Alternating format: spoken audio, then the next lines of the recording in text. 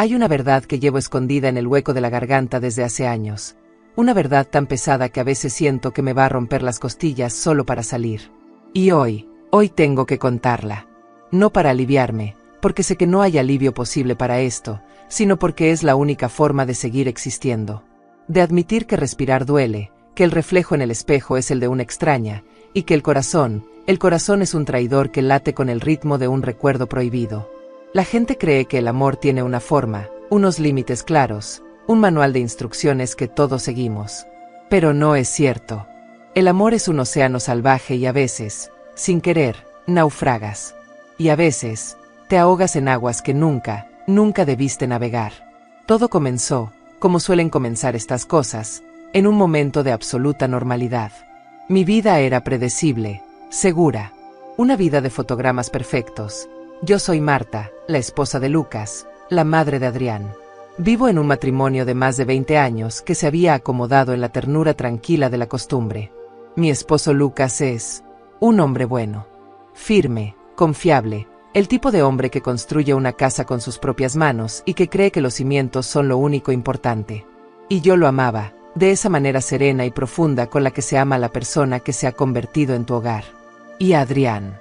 Adrián era mi sol, mi hijo único, mi niño hecho hombre, con su sonrisa fácil y sus modales que hechizaban a cualquiera.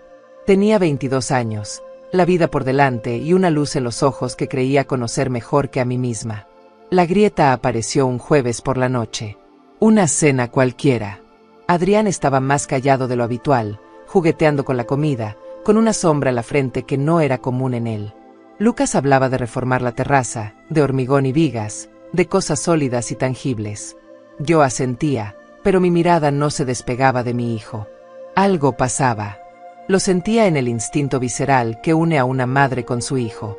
¿Estás bien, cariño?, le pregunté, tendiéndole la mano para tocar su antebrazo. Él se quedó quieto, mirando mi mano sobre su piel como si fuera una brasa. Alzó la vista y me miró.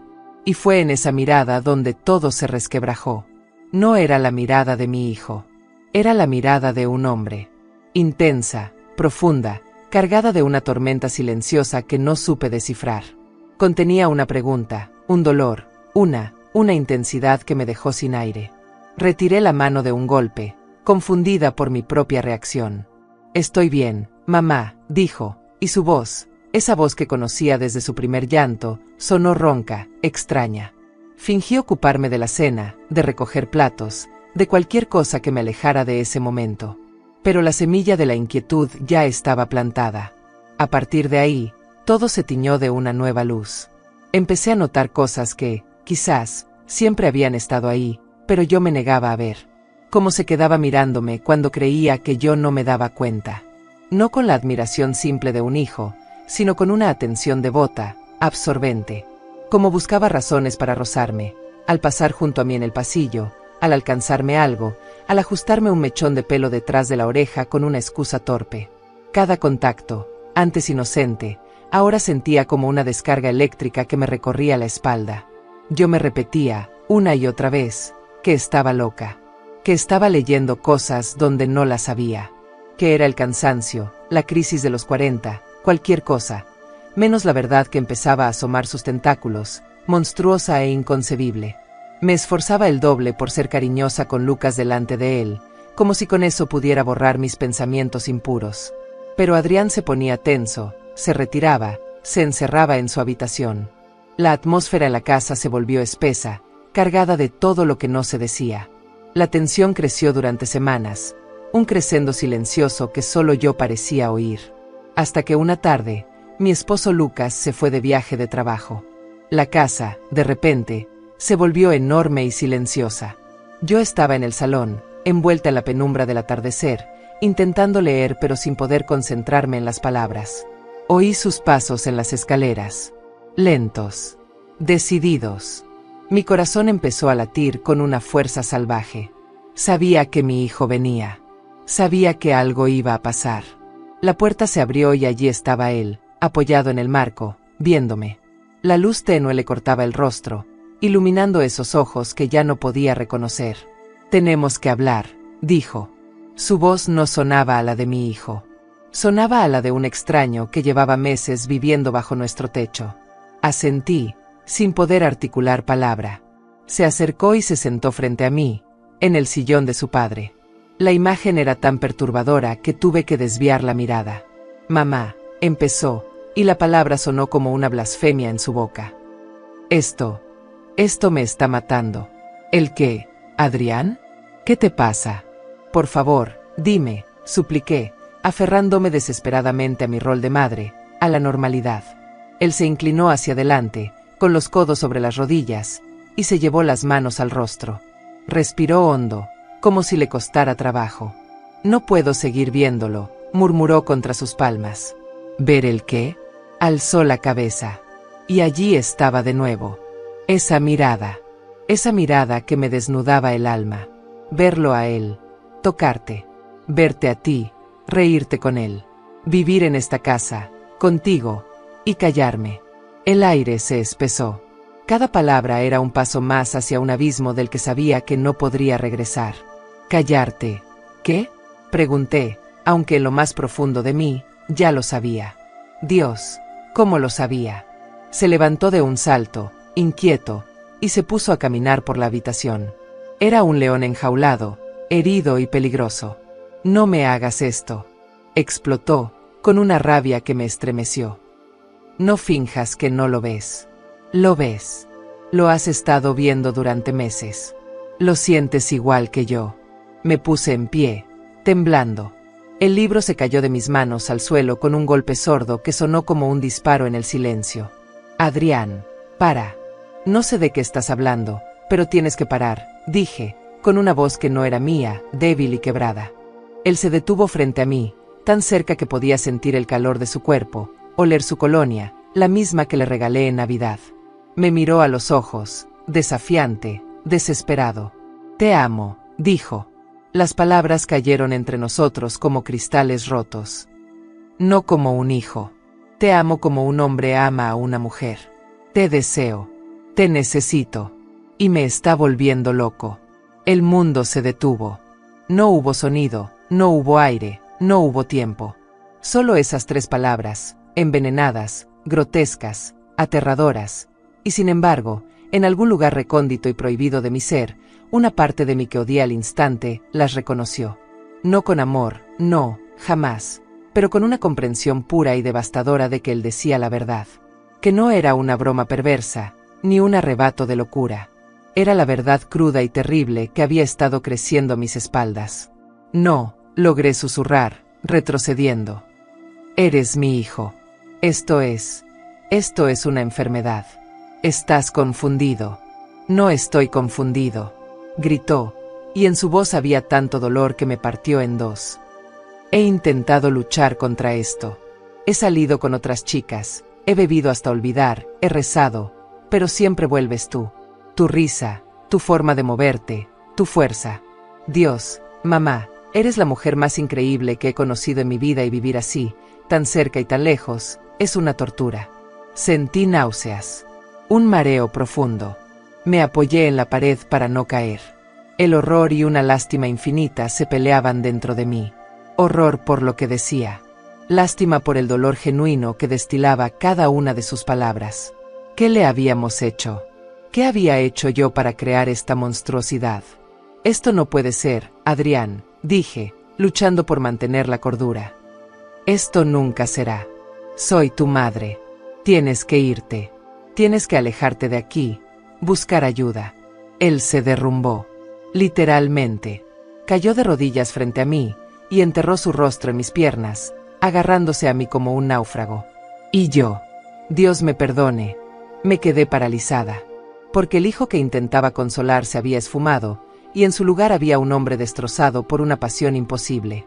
Y en medio del pánico, una parte diminuta y terrible de mí, una parte que nunca quise admitir que existía, se sintió vista, adorada, de una manera tan profunda y absoluta que era aterradora. Lucas me amaba, sí, pero nuestro amor era cómodo, era un hecho. Esto era un incendio. Y por un instante, un brevísimo instante que me marcará para siempre, entendí el poder devastador de ese sentimiento. Pero luego, La realidad me golpeó con toda su fuerza. Empujé suavemente su cabeza. Levántate, dije, con una frialdad que no sentía. Levántate ahora mismo. Él alzó la mirada, y sus ojos estaban inundados de lágrimas. El niño que una vez limpié de raspones estaba allí, herido de una manera que yo no podía sanar. Adrián, escúchame bien, dije, cada palabra un cuchillo para los dos. Esto se acaba aquí. Ahora. Olvídalo. Entierra esto tan hondo como puedas y nunca más vuelvas a mirarme así. ¿Me entiendes? Se puso de pie lentamente, avergonzado, destrozado. Asintió, sin poder mirarme a los ojos. Lo siento, murmuró. Lo siento mucho. Y se fue. Subió a su habitación y cerró la puerta. Yo me deslicé por la pared hasta el suelo, abrazándome las piernas, temblando de pies a cabeza. ¿En qué momento había perdido el control? ¿En qué momento mi hijo había dejado de ser mi hijo para convertirse en esto? La culpa me ahogaba. ¿Había sido demasiado cariñosa? ¿Demasiado cercana? ¿Había traspasado algún límite sin darme cuenta? Mi mente rebobinaba cada gesto, cada abrazo, cada palabra de los últimos años, buscando el error, el momento exacto en el que todo se torció. Los días siguientes fueron un infierno de silencios elocuentes y miradas evitadas. Adrián se movía por la casa como un fantasma, pálido y consumido. Yo saltaba cada vez que se acercaba. Mi esposo Lucas volvió de su viaje, radiante, con regalos y abrazos. Abrazó a Adrián con fuerza y él se quedó rígido como una tabla. Me abrazó a mí y yo sentí que era la peor traidora del mundo. ¿Cómo podía vivir con este secreto? ¿Cómo podía mirar a mi marido a los ojos sabiendo lo que nuestro hijo sentía por mí? Era una traición tan íntima, tan grotesca, que no tenía nombre. Una semana después, mi hijo Adrián anunció que se iba, que había encontrado un trabajo en el extranjero, en Canadá, que era una oportunidad demasiado buena para dejarla pasar. Lucas intentó disuadirlo, preguntó por las prisas, por la distancia. Pero yo no dije nada. Sabía que era la única salida. La única forma de salvarle la vida. La noche antes de irse, llamó a la puerta de mi habitación. Lucas ya dormía. Pasa, dije, con el corazón en un puño. Entró. Iba a decir algo, pero se detuvo. Sus ojos recorrieron la habitación, la cama que compartía con su padre, y un espasmo de dolor le cruzó el rostro. Bajó la mirada. Solo quería decirte adiós, murmuró. Adrián, empecé, pero no supe cómo seguir. ¿Qué se le dice a tu hijo en una situación así? ¿Que te vaya bien? Cuídate. Te echo de menos. Todas las frases normales sonaban a burla siniestra. No hace falta que digas nada, dijo él, alzando finalmente la vista. Ya no había rabia, ni deseo, ni súplica en sus ojos. Solo una tristeza infinita, un océano de resignación. Lo entiendo. Lo siento por todo. Por haberte puesto en esta situación. Por haberte mirado. Por existir. A veces. No digas eso, supliqué, con lágrimas finalmente rompiendo en mis ojos. Eres mi hijo. Te amo. Te amo con todo mi ser, de la única forma en que una madre puede amar a su hijo. Y eso es todo lo que puede haber. ¿Lo entiendes? Es todo lo que hay. Él asintió lentamente. Un asentimiento que era la rendición total. Lo entiendo, repitió, y fue la frase más desgarradora que he escuchado nunca. Se acercó, muy lentamente, y me abrazó. Fue un abrazo de despedida. Un abrazo de hijo. Pero en la tensión de sus brazos, en el modo en que enterró la nariz en mi cabello por una fracción de segundo de más, sentí el último y agonizante latido de ese otro amor, el prohibido, el que se iba para siempre. Me soltó, dio media vuelta y se fue. Oí sus pasos bajar las escaleras, cruzar el salón, abrir la puerta y cerrarla. Y supe que no volvería. No como antes. Han pasado 3 años. 3 años de llamadas cortas y correos electrónicos breves. 3 años de fingir normalidad con mi esposo Lucas, que no entiende la distancia de su hijo, que se queja de que Canadá nos lo ha robado. Y yo vivo con el secreto. Con la culpa. Con el recuerdo de esa mirada que me desnudó el alma. A veces, en medio de la noche, Me desvela una pregunta terrible, un pensamiento que me hace sentir la peor de las mujeres. ¿Qué habría pasado si no fuera su madre?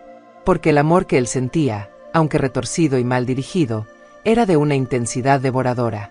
Era el amor de un hombre que veía a la mujer que soy, no solo a la madre que fui. Y en el silencio más profundo de mi alma, esa parte terrible que aún existe, se siente agradecida. Por ser amada de una manera tan absoluta, tan feroz, tan allende toda razón y moral. Esa es mi confesión. Soy una mujer que lleva una doble vida. La esposa de Lucas y la madre de Adrián por fuera. Y por dentro, una prisionera de un secreto que no puede contarle a nadie, una guardiana de un amor imposible que, en su torcida forma, fue el más intenso que jamás he conocido. Mi hijo me amó a mis espaldas de una manera que no debía, y con su partida, con su silencio, con su doloroso acto de sacrificio, me dejó sin palabras. Me dejó sin aliento. Y me dejó, para siempre, preguntándome no solo sobre la naturaleza del amor, sino sobre los pedazos de nosotros mismos que estamos dispuestos a sacrificar en su nombre. Él sacrificó todo. Yo solo vivo con la ausencia. Y con el eco de una verdad que no nos pertenecía.